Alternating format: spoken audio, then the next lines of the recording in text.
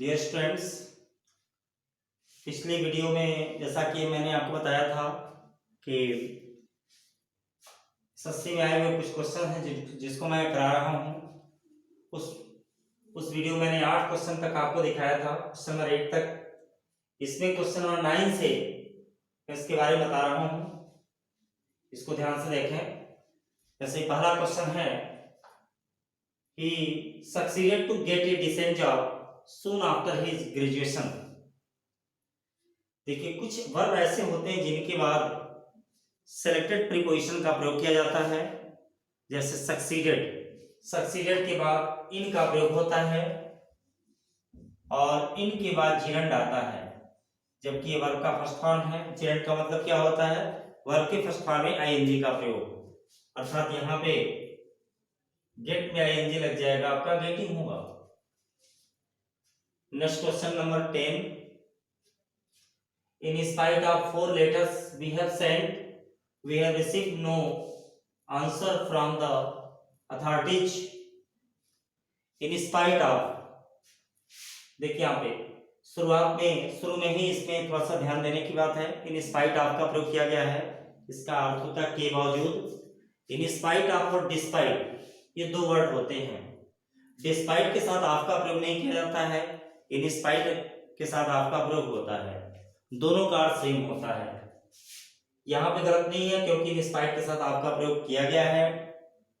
आप 4 letters we have sent, मतलब 4 पत्रों को भेजने के बावजूद भी we have received no answer from the authorities, हमें अथॉरिटीज से कोई उत्तर प्राप्त नहीं हुआ है।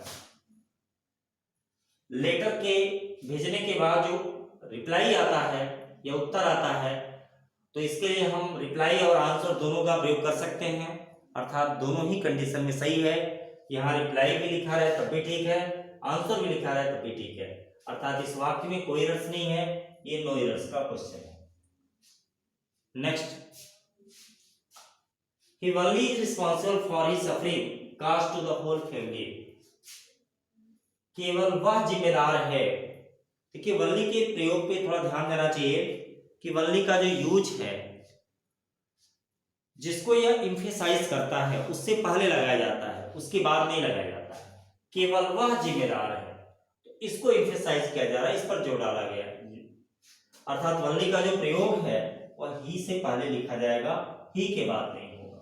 ये गलत है, यहाँ पे वल्ली ही लिखा जाएगा। Next question number 12, I will discuss the matter with him when I will see him in the next few days। जब भी किसी सेंटेंस में दो क्लास का प्रयोग हो और दोनों में फ्यूचर टेंस का प्रयोग किया गया हो, तो जो घटना फ्यूचर में यदि दो घटनाओं का होना पाया जाता हो, तो जो घटना पहले होती है उसको प्रेजेंट इंडेफिनिट टेंस में और जो बाद में होती है उसको फ्यूचर इंडेफिनिट टेंस में बनाया जाता है। यहाँ पे देखें, I will discuss the matter, मैं मैटर पर डिस्कस करूंगा विद हिम, उसके साथ। When I will see him, जब मैं उसको देखूंगा या जब मैं उससे मिलूंगा अगले कुछ दिनों में। तो मिलने के बाद वो बहस करेगा ना, तो पहले ये घटना होगा उसके बाद ये होगा, लेकिन दोनों ही फ्यूचर में होंगे। तो याद रखें, जब भी दो घटनाओं का फ्यूचर में होना पाया जाता हो, तो जो पहले होगा उसको प्रेजेंट इंडेफिनिट टेंस में, अर्थात यहाँ पे विल का प्रयोग नहीं किया जाएगा, यहाँ पे आई सी हिम का प्रयोग किया जाएगा। एक चीज और ध्यान रखें, इसमें ट्रिक होता है, कभी भी व्हेन लगा हो, इफ लगा हो, अनलेस लगा हो, अनटिल लगा हो, बिफोर लगा हो, आफ्टर लगा हो, इनके बाद कभी भी विल, शैल, वुड का प्रयोग नहीं किया जाता।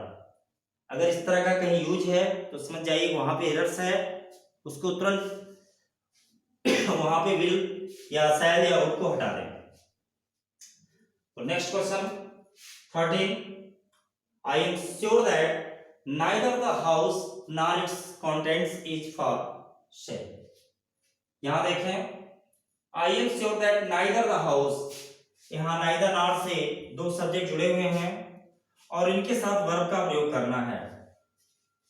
जब भी not only but also say, neither nor से, आइदर आर से अगर दो सब्जेक्ट जुड़े हों, तो इनका जो वर्ब यूज होता है वो वर्ब इनके नियरेस्ट सब्जेक्ट के अकॉर्डिंग होता है। वर्ब के समीप जो सब्जेक्ट होगा उसके अकॉर्डिंग वर्ब का प्रयोग करेंगे।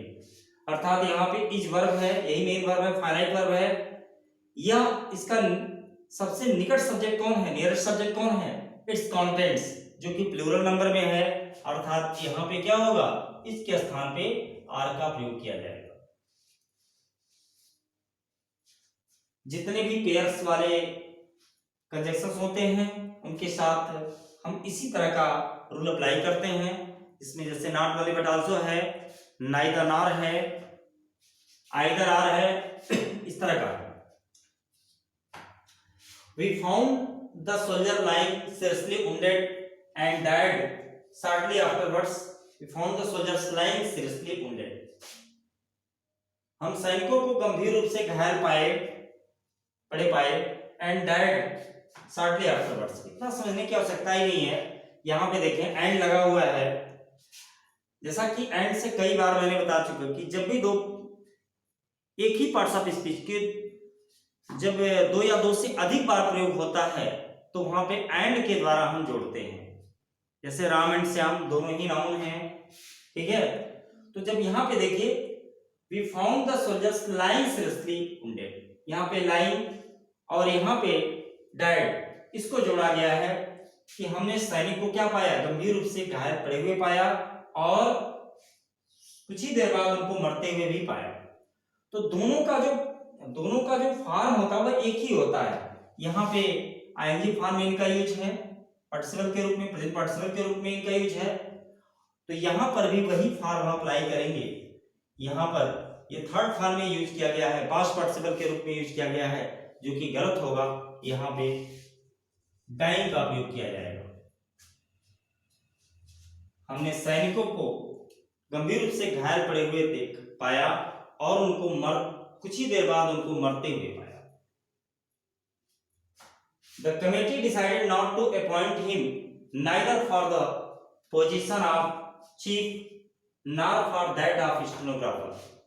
The committee decided not to appoint him. The committee decided not to appoint him neither for the position of the chief.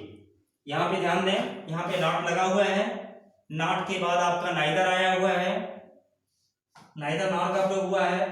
कभी भी नाइदर नॉर के साथ नॉट का प्रयोग नहीं किया जाता है।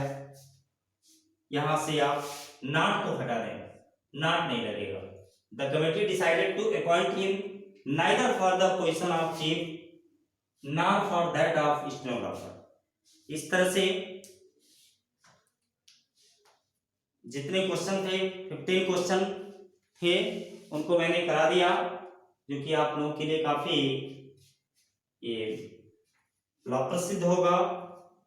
और इस तरह से आप प्रैक्टिस करते रहेंगे, जो आपके एग्जाम के लिए काफी बेनिफिशियल होगा।